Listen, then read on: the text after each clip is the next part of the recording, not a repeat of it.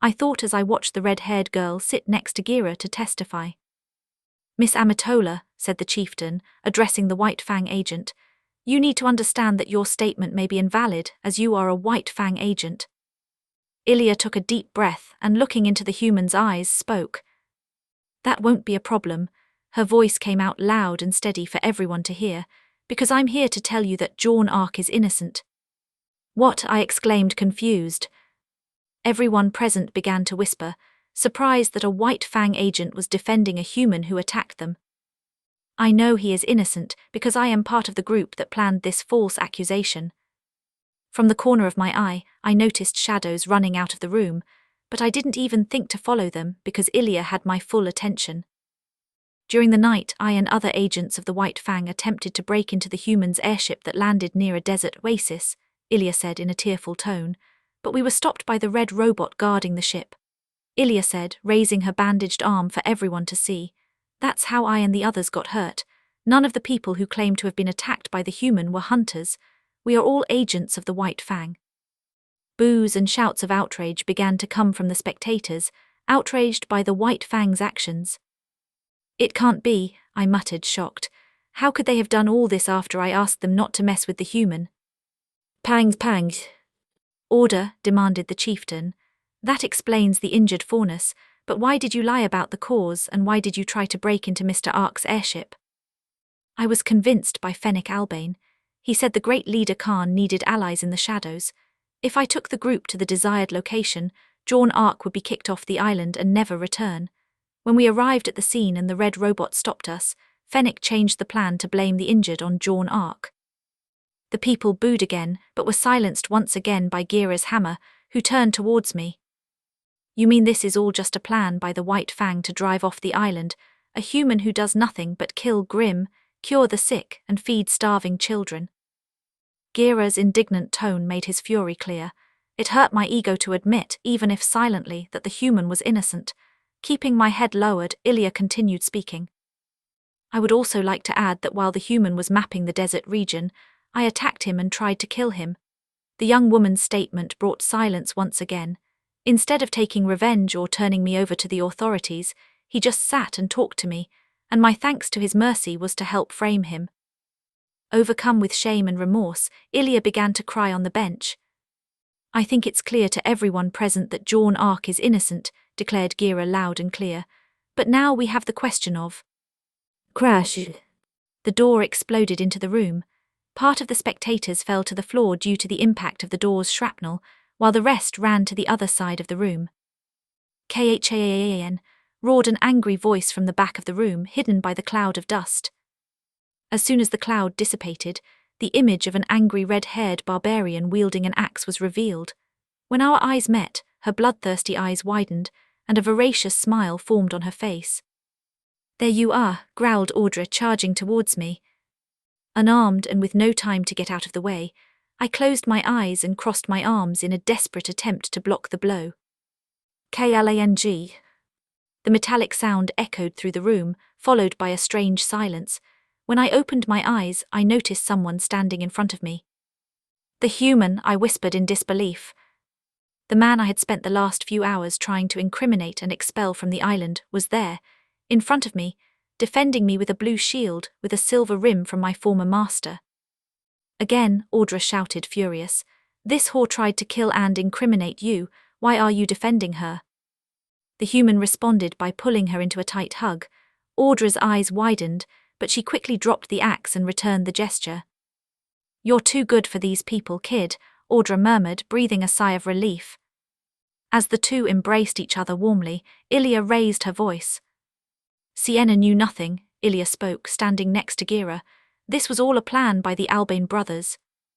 Audra took a deep breath, separating herself from the human.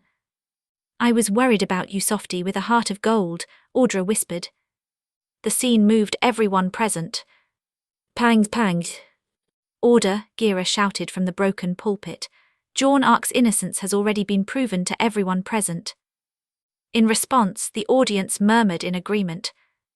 However, I would like more details. Therefore, I would like Sienna Khan, Ilya Amatola, Audra Taurus and Jaune Arc to come to my house, accompanied by an escort to clarify everything. All those called confirmed that they would cooperate, except the human who remained silent. "Are you okay, Mr. Arc?"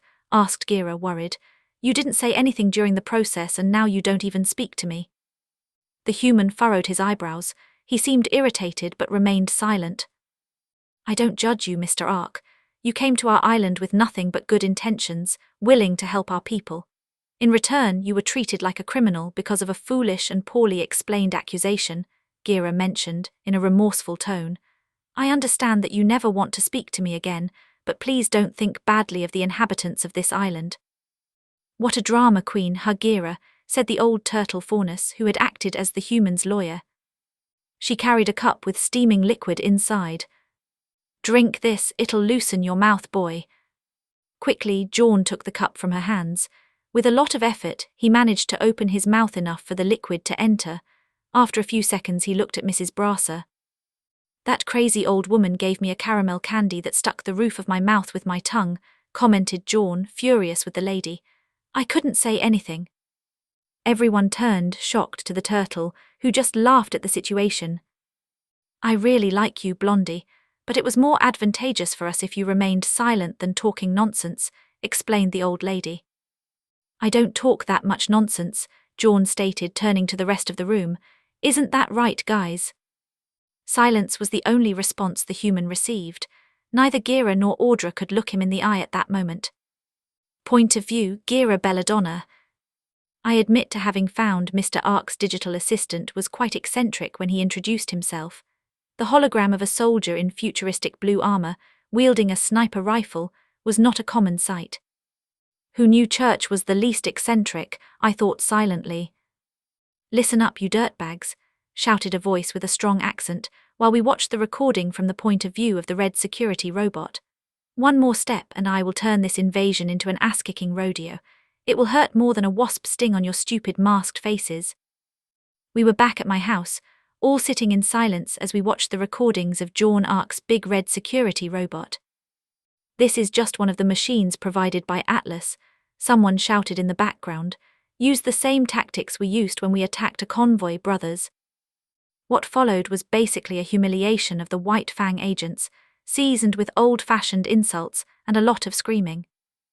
"Yeehaah," the robotic voice shouted as if it were an old cowboy at a rodeo. "This is almost as fun as shotting blues, almost." "Jaune dear, can you speed up to save the little dignity that Sienna and Ilya still have?" Carly asked, looking at Jaune. Without questioning, the blonde human sped up, and in a few minutes we were able to witness how all the injuries of the victims happened.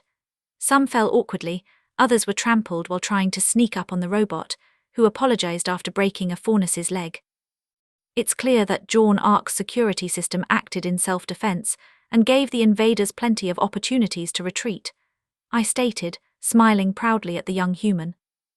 Jaune looked at me, confused by my expression, but he smiled back, showing gratitude for the sentiment. "Ilya and Sienna," I exclaimed, putting all the authority I could into my voice. "Ever since Jaune Arc arrived at Menagerie, he has acted with the best and purest intentions, regardless of my initial suspicions, the rude way Audra treated him at the beginning, or the White Fang's attempts to kill and frame him. Even in the face of these adversities, he remained steadfast, submitting himself to our judgment and respecting our customs, aiming only for peace and harmonious coexistence." The White Fang members present looked away in embarrassment, but I knew it was more because they were being reprimanded than because of the way they had acted. I'm sure most of those who witnessed what happened today will consider Mr. Arc a naive fool for still interacting with Faunus, even after everything he's been through. I continued speaking, even under Jaune's indignant gaze at the apparent offense. But I tell you that it's precisely this behavior that has brought a spark of hope for harmonious coexistence with humans, as well as the possibility of more of them visiting us and respecting us as civilized beings. Silence was the only response I got from the two of them. However, there's no point in me just talking. They need to understand why Jaune's attitude is the right one. "Mr. Arc," I exclaimed, drawing the attention of the human in my room. "You came to our island providing food, maps, medicine, city projects, and plans to turn our island into an independent sovereign kingdom." "What?" Sienna asked, her mouth agape. "I would offer you reparations for the value of my honor alone. but such resources are too precious to my people for half measures or standard bureaucracy. HMPH, Jaune snorted, not understanding what I meant. By the gods, you really are just a softy with a heart of gold. What punishment would you like to give to these two, and the other White Fang agents who attacked Audra and her ship? Sienna and Ilia widened their eyes in astonishment, but did not dare to utter a single word. Audra crossed her arms and huffed in irritation, with boredom in her eyes, as if she knew what the young human's answer would be. Sienna Khan, he said, catching the attention of the White Fang leader, were you directly involved in planning the invasion of my ship or in the false accusation? The tiger-eared leader took a deep breath as if she was exhausted, but puffed out her chest and looked into the human's eyes to answer. I didn't know anything about the invasion of your ship, but when my agents came to tell me that you had attacked hunters in the desert, I didn't think twice about taking advantage and sent all the members of the White Fang to spread the news. I said, finally feeling remorse inside me. Part of me knew that the story had some holes, but for me at the time it didn't matter. The thing I wanted most was for you to get off this island as soon as possible. Why? Jaune asked in a tone of genuine curiosity. Sienna swallowed her pride and shame, but continued to stare at the young human in front of her. Because your fame was growing a lot among the faunus of Menagerie, she admitted bitterly. Healing, feeding, and now the chieftain informs me that you will build cities and help create a sovereign nation for the faunus. Is that true, human? Yes, Jaune answered without ceremony as if it were nothing major. Like the court delayed me a little, but I think I can build the city in a week. As for the nation's talk, 2 months at most, Church said through the holographic projector's speaker. Sienna started laughing, her eyes wide with pure shock, a laugh that bordered on madness. Do you want to know why I want you off the island, human? Questioned Sienna in an unsteady tone. I hate you. You should represent everything I despise, but instead you represent HIM, shouted Sienna, pointing at me. A foolish pacifist who wants a better world, who refuses to take the lives of even those who tried to kill you. Jaune tilted his head to the side, confused. Sienna seemed offended by the young human's lack of understanding. Of course I'm not going to kill you or Ilia, Jaune said, as if that were the most obvious thing in the world. Why? Sienna asked indignantly. I want prosperity for the faunus of Menagerie. That's why I came here. Peace with humans is also necessary, so I won't do anything rash. Even after everything you've been through, even after the population almost turned against you. Yes, Jaune responded once again, as if it were obvious. I didn't come to be popular, I came to help. Mr. Belladonna, is this so difficult to understand? I gave the boy a big, proud smile and responded. She doesn't understand that peace and prosperity for faunus is more important than pride, I commented, turning my judgmental gaze to Sienna. And to achieve this, violence should never be used as a tool. But, Sienna stammered, trying to question but in vain. She couldn't find the words. Pride is dangerous, Jaune added. After all, the dream of the oppressed is to be the oppressor. It takes discipline not to give in to the temptation of revenge and to be strong enough to be gentle. That is the best path to peace. Audra and I laughed proudly, while Sienna and Ilia froze at the young human's simple yet universally true statement. The cause of the White Fang, whether the old or new version, had always been a noble one, but Sienna's twisted and violent ways were just exposed and rubbed in her face as a simple fight for pride rather than the survival and prosperity of the faunus, as she always claimed. But you still haven't answered me, Arc, I commented, catching Jaune's attention once again. What are you going to do about punishing the White Fang agents who caused you so much headache? Mercy is always good, but you need to show firmness towards those who act like criminals. This is basic for a healthy society. The young human closed his eyes, reflecting for a few minutes in silence. Audra stared at the White Fang members in my house as if she wanted to rip their heads off, something I don't doubt she would do if she were allowed. I know, Jaune said, snapping his fingers. A charity action by the White Fang, personally led by Sienna Khan, to help an orphanage in the city of Vale. What? Questioned everyone present, including me. And the message will be that the White Fang desires peace and prosperity between faunus and humans. Everyone was silent, shocked by the young man's request. The silence and tension were palpable in the air. Hey, Church, Jaune exclaimed, turning to the holographic projector, with the armored man speaking up. Find me an orphanage in Vale that needs help with donations and manual labor. Most orphanages need tart. Can you be more specific? Asked the little blue soldier. An orphanage that has a good number of humans and faunus. I already found it and sent you contact of a perfect one. Thanks, Jaune commented, pulling out his scroll. I'll make a list of things I want you to do there, but anything extra is welcome, he said, as he read about the orphanage on his scroll. And don't worry about spending money. I will provide supplies for both the trip to Vale and the work at the orphanage. Why are you doing this? Sienna asked, still shocked. Jaune stood up and looked at Sienna with a serious face. I'm giving you a chance to prove to the world that the White Fang is not a terrorist organization, Jaune said in a more serious tone. Prove them wrong about you. Prove that you want peace and prosperity for the faunus. Bengal tiger ears flattened back on Sienna's head, tears welling in her eyes. She herself didn't seem to understand why she was sad. The simple truth was that Jaune Arc had broken her pride by showing a better way. What about me? Asked the young freckled redhead. What are you going to do to me? Jaune turned to Ilia and looked at her, confused with a raised eyebrow. I mean, what I said is like for the entire White Fang, you know, including you, explained Jaune, still not understanding the reason for the question. Silently, Ilia took out her grim mask with chameleon horns. With disgust in her eyes, she broke the mask in her hand. We all stared at the young woman, surprised by her action. Please, Mr. Arc, Ilia begged. Even though I have made so many mistakes, you will not change your plans to help my people. I can't stand here acting as if my actions haven't nearly destroyed the best chance for progress for the people of Menagerie. What are you trying to say, Ilia? Asked the young human, still confused. The chameleon faunus kneels, without breaking eye contact with the human, and declares in a formal tone as if she were in a sacred ceremony.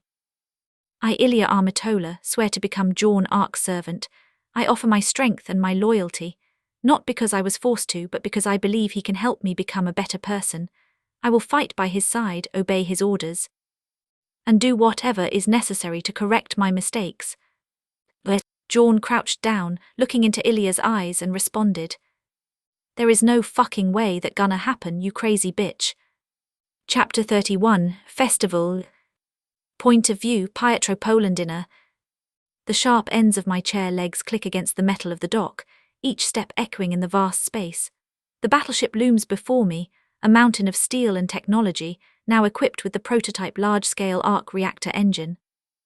If it weren't for Mr. Church's help, we wouldn't have been able to make this prototype so quickly. I thought, silently admiring the prototype.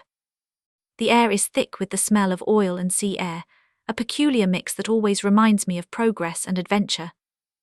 Dr. Polandina, is everything ready for departure? Maro Amin's voice resonates behind me, his tone relaxed but firm. I turn the chair to face him. His impeccable uniform, his furry tail swaying gently, and the confident expression of someone who knows the weight of the mission he carries. All ready as planned, Specialist Amin, or should I say Captain Amin? I respond, looking at the data on my scroll. The reactor is installed and ready to be tested in the field. Maro approaches, looking at the battleship, giving an awkward laugh. I keep thinking they only promoted me because I'm a faunus. Something like I was in the right place at the right time. I don't know if I really deserve this position. I turn my chair to face him, adjusting my glasses on my nose. His face expresses genuine doubt, his furry tail now motionless, reflecting his introspection. Maro, if you think you don't deserve this promotion, then prove your worth with actions. I comment in a firm but friendly tone. Show everyone and yourself that you are more than just a faunus in the right place. Be the right choice no matter how you got here. He looks at me surprised. His expression changes, and a gleam of determination begins to appear in his eyes. I never thought of it that way, Doctor. He scratches the back of his neck, a shy smile forming. But you're right, and this mission is too important for me to let my insecurities get the better of me. With determination now firmly in his gaze, he turns back to face the battleship, the metal gleaming under the dock lights. In addition to testing the engine, you will also serve as Atlas's dignitary. I say, adjusting my glasses again. It is crucial that this mission is a success in all levels. Maro swallows hard but nods confidently. I'm sure you'll do an excellent job, Maro. I respond, a genuine smile forming on my face. Good luck, Marrow, we'll be monitoring everything from here. He walks away toward the battleship. I watch as he walks up the ramp, each step firmer than the last. Upon reaching the top, he turns to me, a quick wave before disappearing into the vessel. The ramp closes with a metallic sound, and the battleship begins to move, the roar of the engine filling the dock, despite it being quieter than a conventional dust engine. I watch as the vessel moves away, gaining speed as it heads out into the open sea. Ping is a message, I murmur curiously, opening the text. It looks like it's Penny. Reading the message, I smile at the news that Penny made a friend. Splendid, I comment to myself. But as I continue reading, I come across another piece of peculiar news. You both arrested a crippled thief, I repeat, confused by the message. Point of view, amber stone. The sun was rising over the horizon, dyeing the sky with shades of orange and pink, and here I am in the middle of the desert. Who would have thought that I, Amber Stone, would be overseeing the creation of an entire city built by ex-convict faunus, colourful androids and rusty robots? Meeting Jaune Arc changed my life more than becoming a full maiden, I think, as I hear footsteps approaching me. Big boss, we need more materials in the southern area. The voice of a faunus with ram's horns brings me out of my thoughts. The foundations of the new quarters are in place, but the team is out of supplies to continue tomorrow. Jaune restocked last night. I respond, checking my clipboard to be sure. It's in Warehouse 3. While the worker goes on his way to check on supplies, I walk across the rough terrain, feeling the warmth of the rising sun. Faunus and robots of all shapes and sizes work together, erecting structures, transporting materials, each with a clear purpose. As a satellite city, this location has several functions, being an outpost for spotting and combating Grims, training the local workforce, providing supplies for future operations at the dust mine, and most important of all, housing the largest and most advanced CCT tower in all of Remnant. For now, the maintenance of the tower is handled by some drones that Jaune created, but the green AI called Delta has been giving classes to some faunus who were Arc cellmates. Although there are only 3, this class already guarantees future autonomy for the faunus to maintain the equipment. At first I found it weird that they quickly accepted the proposal to work in the middle of the Grim-infested desert in exchange for their freedom. Some even cried, thanking him for the opportunity to prove their worth, inspired by the great Rengoku.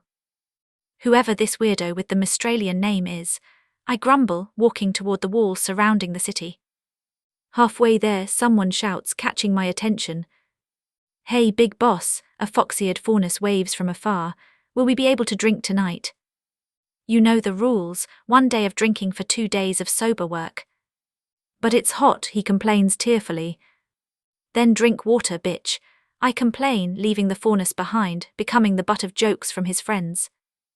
At first I had found the 2 8-hour workdays interspersed with a 1-day break to be weak. But good work hours, a good salary combined with unlimited food and drink, makes these people work at 120%, with 0 delays and 0 absences.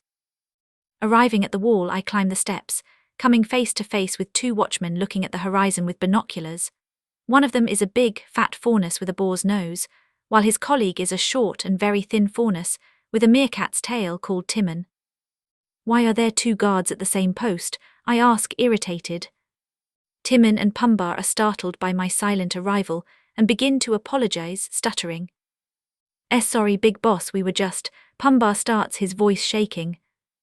That's right, we were just watching Arc and Ilia fighting that huge Grim, Timon adds, pointing to the desert. I take the binoculars from the meerkat faunus's hand and look in the direction he points, finding nothing but sand. What huge Grim? I ask, frowning. There is no. Before I can complain, I'm cut off by the sound of an explosion coming from the desert. Booms. Sand explodes upward as if a bomb had gone off, but it was actually a giant Grim emerging from underground, its mouth gaping at the sky. What the fuck? I shout in surprise. The creature is huge, its black body resembling a shark covered in a hard carapace full of white bones, with bone spikes on its body. Its jaws click, ready to devour anything within reach. It is a true monster straight out of a nightmare. Elder Sand jaws, Pumbar said next to me, bigger and more dangerous than a twin Terror Rex. Before I could worry about Jaune's life, A scream echoed across the desert, a cowboy scream coming from the Grimm's direction. YEHAW. It didn't take a genius to know who was screaming. I raised the binoculars again, looking for the origin of the shout. It took a few seconds, but quickly I found him. On the creature's back, a blond man was holding himself up by chains attached to the giant Grimm's flesh, and clinging to his waist, a red-haired girl screamed in fear. I need a raise, I mumbled tiredly, but before that he needs to start paying me. I grabbed the megaphone from my waist, the one I usually used to give orders on construction sites, and shouted at Jaune. Get it over with, Arc. In response, Jaune looked in my direction, smiled, let go of one of the chains, and created something to wield in his free hand. The golden mist then materialized a silver cylinder with a red button.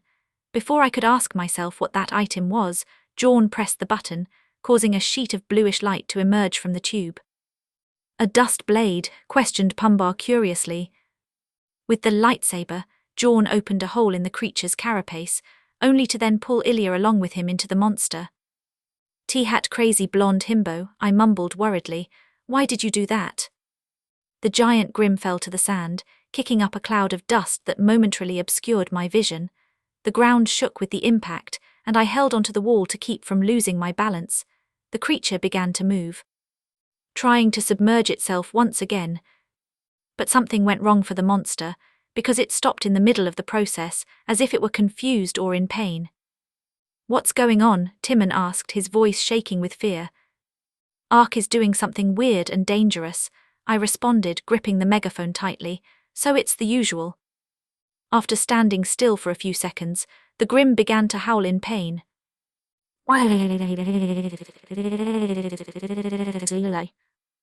The sound was deafening, a mix of pain and anger that echoed across the desert. The creature struggled, its carapace cracking and shattering as it fought against something invisible. Is the Grimm breaking? Pumbaa shouted in confusion, his eyes wide with terror. I watched in disbelief as the giant Grimm continued to struggle, its movements becoming more and more desperate. The sand around the creature was thrown into the air, creating a sand cloud that made it difficult to see. But even through the sand, I could see the Grimm's shell disintegrating, as if something was eating away at it from the inside out. Suddenly the creature stopped struggling. The sudden silence was almost deafening after the screams and chaos. I watched, holding my breath, as the giant Grimm relaxed its body, lying limp on the desert floor. The surrounding sand slowly settled, revealing the motionless form of the beast. He did it, Timon murmured, his voice full of admiration and relief. That kid is a beast. Little by little, the creature's body began to disintegrate. As the black mist started to dissipate, Jaune and Ilya are revealed walking in our direction, covered in sand and sweat but alive. Arc, you crazy bitch, I screamed through the megaphone, relief mixed with anger. You could have died. Jaune looked in my direction, and with a wide smile on his face, he blew me a kiss. If that idiot hadn't saved me, I would have killed his himbo ass already. I grumbled angrily as Timon and Pumbaa walked away from me. In a few minutes, Jaune and Ilya arrived in the city. Before the blonde could say anything, Ilya started to complain. We almost died at least 3 times in that fight. Ilya screamed, her voice shaking with anger and fear. Why do you always have to put yourself in danger like this every single day? Jaune, with a tired smile, responded. You're right, Ilya. I think you'd better stop following me for your own safety. Ilya froze but then straightened up and spoke calmly. What matters is that a powerful Grimm has been defeated and the island is safer because of it. Her formal tone made it clear that her mission as a servant was not over. But with your permission, I need to retreat to recover from our mission. With a wave from Jaune, Ilya left, her crooked and heavy steps on the sand making it clear that the girl was dizzy and tired. Frustrated, Jaune grumbled, running a hand through his sweaty hair. I can't get rid of her, he muttered, looking in the direction Ilya disappeared. I have to do something much crazier and more irresponsible to get her away. Shaking at the thought of what could be worse than killing a Grimm from the inside out, I approach him, my shadow casting over his tired face. How many points did the creature give you? I asked straight to the point. When I agreed to work with him on raising this city, Jaune told me everything about how his semblance worked. 30,000. he responded, still tired but proud, curving his lips. Added to what I've been killing these last few days, this operation has already been paid for, and I have a few bucks left. Construction supplies, staff food and new robots have all been paid for, I questioned in surprise. Jaune confirmed with a nod. Even the Arc builders, I asked with a sly smile. Don't use that name, it was their idea, Jaune responded, pointing to his former cellmates. Okay, even those stronger-coloured robots, I asked curiously. I know they're not as smart as Church and Alpha, but they're still pretty clever. After all, only 4 paved a road connecting here to Cutuquana. Their limited intelligence and dependence on someone to give orders saved me a lot of points. Their original version had basically human intellect, Jaune explained, as if creating real AI was no big deal. But unlike Church, they are trapped in a physical body, just like the original design. Was the name Master Robot from the original design? I asked, smiling at the silly and tacky name. Shrugging, Jaune responded. Dr. Light and Dr. Wily's fault, he said, smiling, then turned toward the horizon, facing the desert. Changing the subject, I'm happy I got the points, but the amount of Grims worries me. Frowning with a serious expression, he turned to me. We are an outpost for the city, Jaune explained, pointing to Cutuquana. The majority of the island's inhabitants are on my side now, but there's still a hard core that hates me and is creating conflicts around the city. I sighed tiredly, approaching him, which generates negative emotions and attracts more Grim, I concluded for the blonde next to me. So why don't we go there and solve the problem?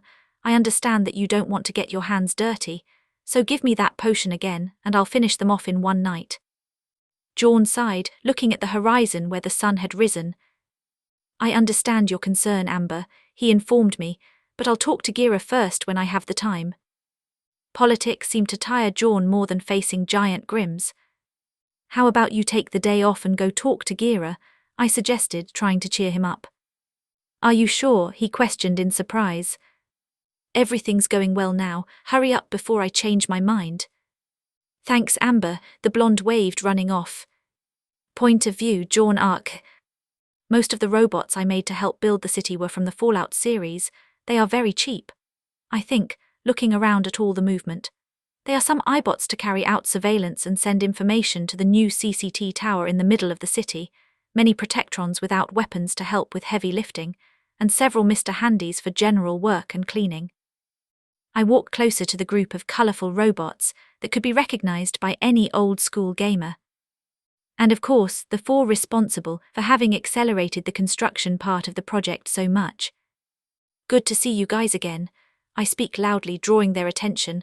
Guts Man, Bomb Man, Metal Man and Concrete Man. Greetings, Jaune Arc, all 4 respond at the same time. It's a little sad that they don't have their own mind or personality like Church, Delta and Sarg, but I had to save MP creating them. I heard that your mission was a success. Guts Man, in response, stepped forward and began speaking for the group.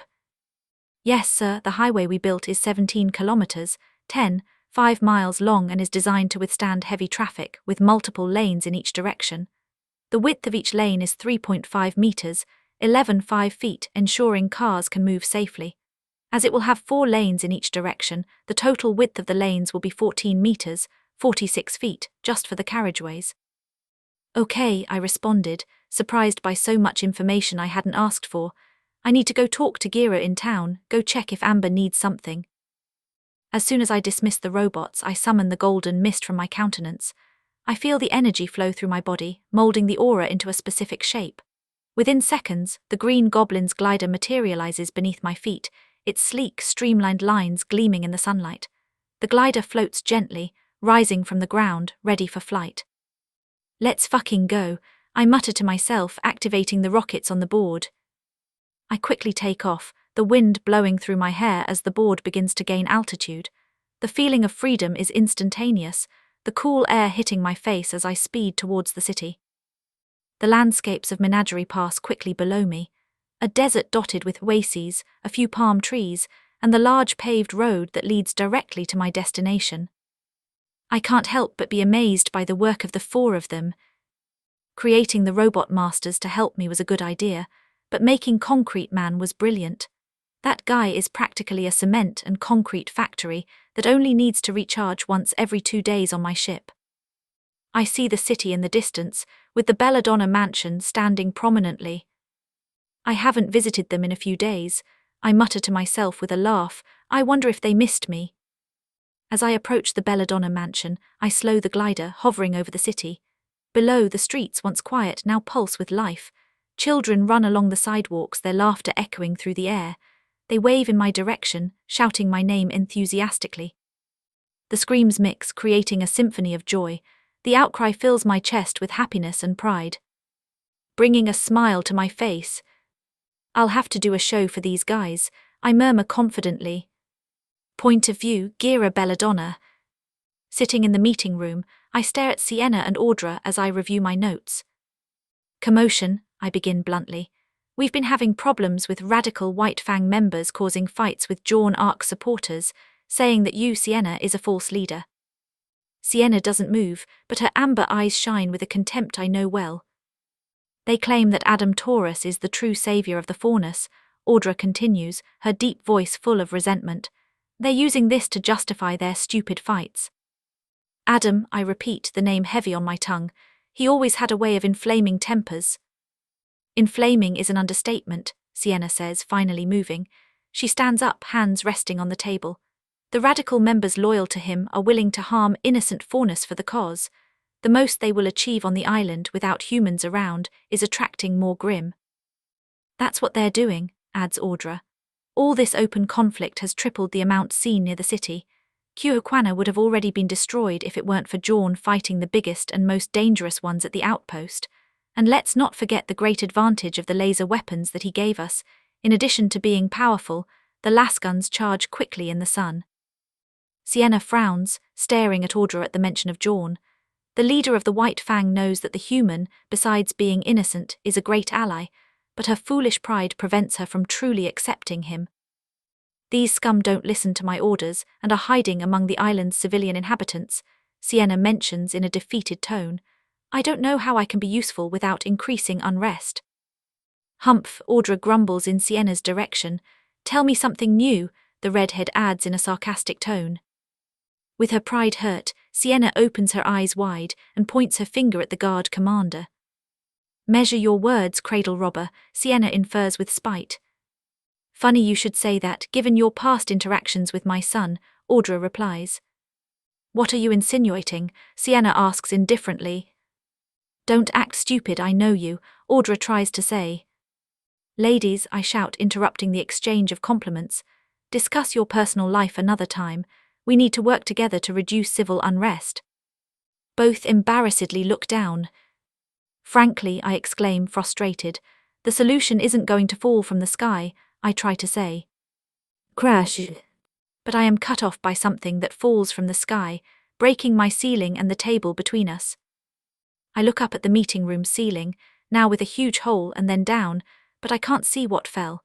The dust rising and debris everywhere destroy any chance of resuming the meeting at this time. Audra and Sienna cough from being closer to what fell, so the dust covered both of them. Are you ladies okay? I ask worriedly. Audra nods, wiping the dust off her face. Sienna, still coughing, waves her hand, signaling that she's okay. We cautiously approach the object that fell from the sky. It looks like a humanoid figure, but is covered in dust and debris. Audra quickly removes the debris from the body, revealing. Jaune, Audra says worriedly, picking up the young man from the floor and hugging him affectionately as she strokes his blonde hair. Are you serious? Sienna questions in a cynical tone. The young man's body is covered in scratches and bruises, but they are already healing due to his aura. What is he doing here? Sienna asks, her voice full of distrust. I don't know, I respond, approaching the human in the arms of the Menagerie militia commander. First, let's see if he's okay. As soon as I touch Jaune's body, his eyes suddenly open. He looks around and quickly gets off Audra's hugs, startling us all. Except for Audra, who pulls him back into a tight hug, worried about him. Are you well? Audra asks in a caring tone. Didn't you get hurt when you fell from the sky, my angel? Jaune, still disoriented, looks around, trying to understand where he is. His eyes land on me and then on Sienna, who looks at him with suspicion. What happened? Jaune asks, his voice hoarse. As Audra mentioned, you fell from the sky, I responded, trying to remain calm. Literally. Jaune looks up, seeing the hole in the ceiling. As soon as he understands what happened, he breaks away from Audra's embrace once more and wipes the dust off his body. Sorry for the inconvenience, he says, rubbing the back of his neck. I had a little problem with my glider, but I promise to compensate for the damage. The ceiling is the least of my worries, young man, I explain, calming down. But tell me, to what do I owe this visit? Jaune reaches into his pocket and pulls out several capsules with red buttons on it. He holds them in the palm of his hand, showing them to us. What is that? I ask, curious. But I have an idea, and these capsules are necessary to put my plan into action. Jaune explains with a confident smile. Each of these contains a vast amount of resources like water, food, building materials, tools, and more. Sienna frowns suspiciously. And how do you plan to use this to improve the mood of the inhabitants of Menagerie? The leader asks, suspicious of the veracity of the statement. Jaune smiles, a twinkle in his eyes. Let's have a big festival. That's an interesting idea, I murmur, scratching my chin. But how big do you intend to make it? Point of view, Blake Belladonna. Finally, peace and quiet, I mumble, lying in my bunk. Yang left to train with Pyrrha. Weiss is tearing her hair out from working so hard opening her own company, and RWBY is working on her scythe to implement that new blade made with the strange metal Jaune gave her, while listening to something with her headphones in the corner of the room.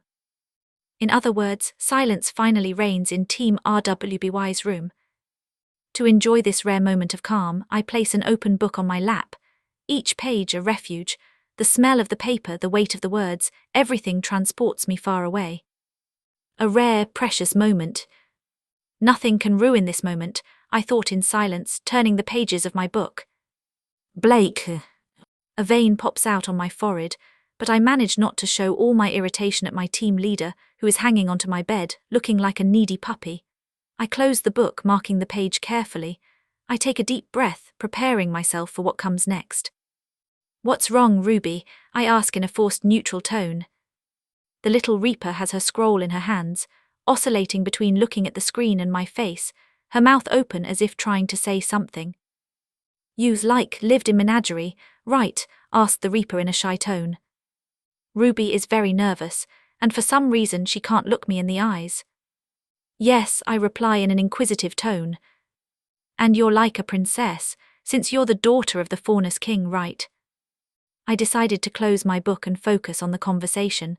Despite the exaggerated statement, I am happy to instruct my human colleague on Faunus culture. My father is not the king of the Faunus. He was the leader of the White Fang, and now he is chieftain of the largest city in Menagerie. Cuhuquana, RWBY responds, taking me by surprise. Wide-eyed, I stare at the girl in the red cape. Yes, you're right, I am surprised by her knowledge of the island. But before I can question her, she continues speaking. Gira and Carly Belladonna are your parents, your mother being a feline faunus with cat ears like yours, and your father is tall and strong with a full beard and a trimmed mustache. My jaw drops to the floor at the accurate description of my parents' appearance. How do you know? I question in surprise. RWBY laughs awkwardly but explains. I was watching a live stream of a concert taking place in Cuhuquana. Oh, I exclaim, understanding the situation. That's fake, RWBY. Menagerie doesn't even have a CCT tower. So how do you explain that? RWBY turns the scroll to me and there they are. My parents, Gira and Carly Belladonna, singing and dancing on a big stage, surrounded by a jubilant crowd. The scene, filmed by flying drones from various angles, is so vivid that I can almost feel the energy of the audience, the sound of my parents' voices singing. A whole new world, a whole new world. That's where we'll be, that's where we'll be. A thrilling chase, a wondrous place. For you and me. A tear runs down my face as my heart twists in pain. The pain of memories hits me like a punch in the chest. The harsh words I spoke, the look of disappointment on my father's face, my mother's silent crying. It all echoes in my mind, a symphony of regret. But at the same time, there is an undeniable relief in seeing my parents well, happy. Living their lives without the weight of my problematic presence. RWBY, how? My voice cracks, but I try to compose myself. Where did you find that recording? RWBY smiles, a gleam of excitement in her silver eyes. I told you it's a live stream, RWBY replies, smiling. It looks like someone built a CCT tower in Menagerie and is broadcasting this show around the world. By the gods, I exclaim in astonishment. How, when, who? As for how, I don't know. It seems they finished the work a few days ago. As for who? As if concluding RWBY's sentence, a brunette woman with black hair, feline ears, and tiger stripes on her arm enters the stage, receiving a round of applause. Sienna, I question, confused. A beautiful performance by our chieftain and his lovely wife, says the leader of the White Fang, bowing slightly to my parents. Actually, that today is your last day as chieftain, right, Gira? Last day, I ask again, even more confused. It's true, Sienna, my father responds through the microphone in his hand, and although I've grown attached to the title, it's important that we take the next step in this great moment for faunus and humans across Remnant. I take the scroll from RWBY's hand, who despite pouting doesn't complain. You're absolutely right, announces Sienna, flashing a trained smile for the cameras. After all, it's not every day that a kingdom is founded. Kingdom, I shout in surprise, approaching the screen. You don't need to shout, RWBY complained next to me. And we owe everything to the man of the moment, says Sienna, pointing to the side of the stage. Jaune Arc. Jaune, RWBY and I shout with wide eyes. The shock paralyzes me. Jaune, the blonde boy coveted by half of Beacon, is in Menagerie, and not only that but apparently involved in something monumental. A kingdom, founded by him and my parents. What are you doing in Menagerie? I question, eyes glued to the screen. It is then that I remember Lai Ren's words when we questioned him about Jaune. He said he has something special in store for you. Was this what he was planning? Point of view, Corsac Albane. Explosives are in position, commented the young man with a cheetah tail, handing me the detonator. Excellent, I murmured, contemplating the canyon below. Giant rocks at the bottom of this valley served as a tomb and prison for a grim of apocalyptic size. Dread Shadow, I muttered the monster's name with a venomous smile on my lips. Taking a deep breath, I turned to the few members who are still loyal to the faunus cause. A glorious moment like this deserves an inspiring sermon. 15 years ago, the great faunus hero, Mino Taurus, sacrificed himself to seal the greatest threat to Menagerie's faunus. My voice was projected with great range due to the structure of the canyon, which helped to capture the attention of those present. And how do the people of our island repay his sacrifice? I asked, noticing fury shining in the eyes of those present here. We sold our pride and dignity to a human. Shouts and boos in agreement with me came from the faithful, fueled by hatred and disgust for what has happened in our sacred home. As if in response, the ground shakes not much, but enough for me to notice. All that demon in human form needed was to distribute sweets and false promises so that the local population would bend in his favor. The chorus of fury and frustration is such that I have to raise my hand to silence them to continue with my sermon. Perfect, I thought to myself, satisfied. With all this negative emotion, the grim will follow us as we drive towards the city. The confirmation of my thoughts comes as the ground begins to shake more intensely.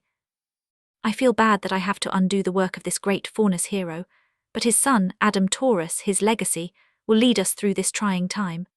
Before continuing, I raise my hand and hold up the detonator for everyone to see. We will release this monster to purify Menagerie of the heretical faunus who dared to join our enemies, and purge the human contamination that is Jaune Arc. The screams seem to synchronize with the vibrations that echo throughout the valley and its rocks. With one last dramatic gesture, I extend my arm and press the detonator. Testify, I declare, with the explosion occurring shortly afterward. Boom! The power of the explosion is enough to weaken the prison. Adding our chorus of negative emotions, the gigantic grim starts to awaken. Black smoke begins to escape from the rocks as the tremors intensify. A crooked smile forms on my lips, just thinking about the despair of that damned human. Your end is near, Jaune Arc. I hope you enjoyed my work. If you'd like more, check out the links in the video description. Goodbye for now.